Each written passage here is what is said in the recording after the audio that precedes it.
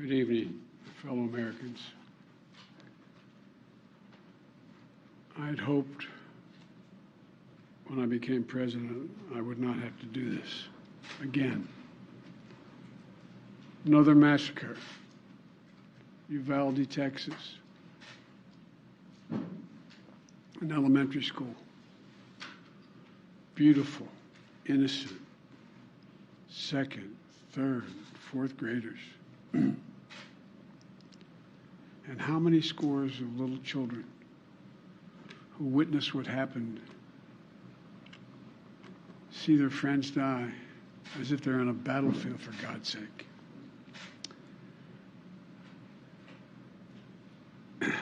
They'll live with it the rest of their lives. There's a lot we don't know yet. There's a lot we do know. The parents who will never see their child again, never have them jump in bed and cuddle with them. Parents will never be the same. To lose a child is like having a piece of your soul ripped away.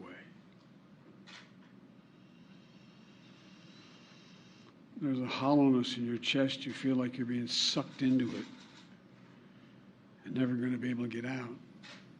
Suffocating. And it's never quite the same. It's the feeling shared by the siblings and the grandparents and the family members and the community that's left behind.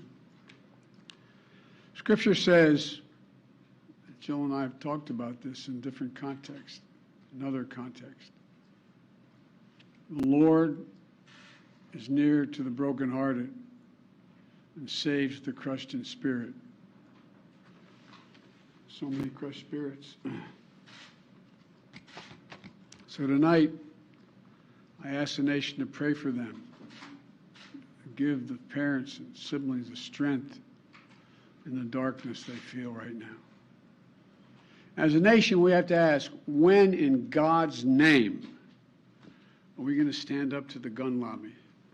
When in God's name we do what we all know in our gut needs to be done?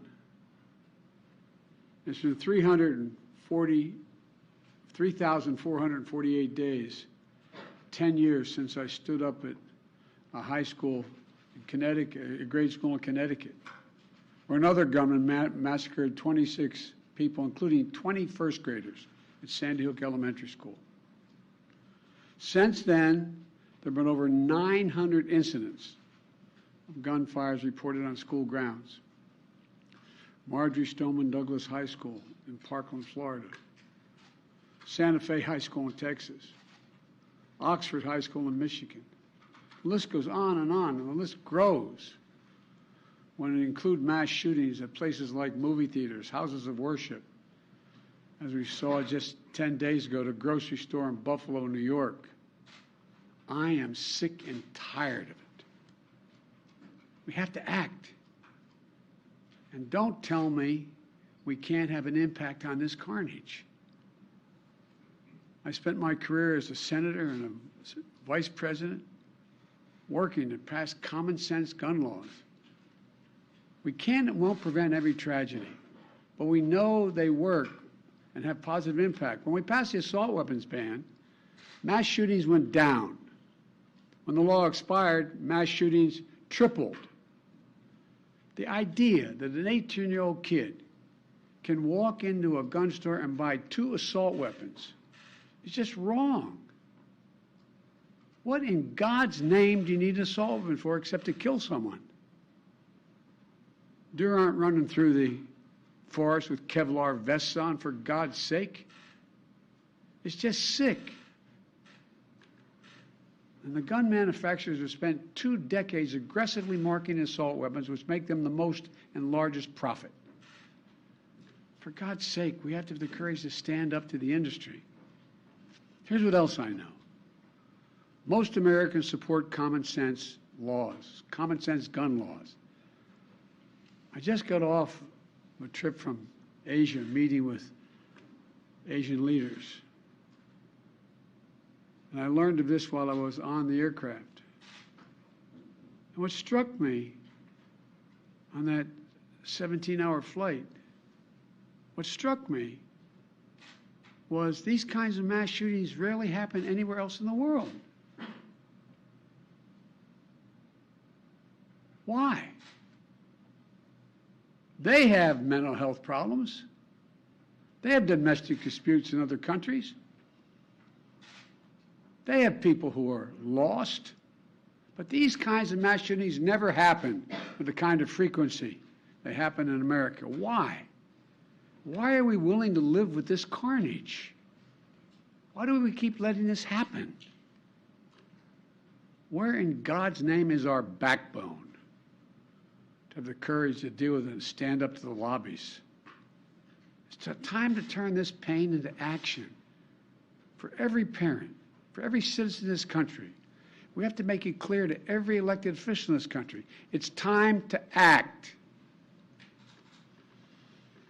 It's time for those who obstruct or delay or block the common sense gun laws. We need to let you know that we will not forget.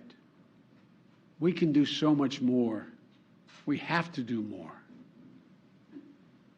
Our prayer tonight is for those parents lying in bed and trying to figure out, will I be able to sleep again? What do I say to my other children? What happens tomorrow?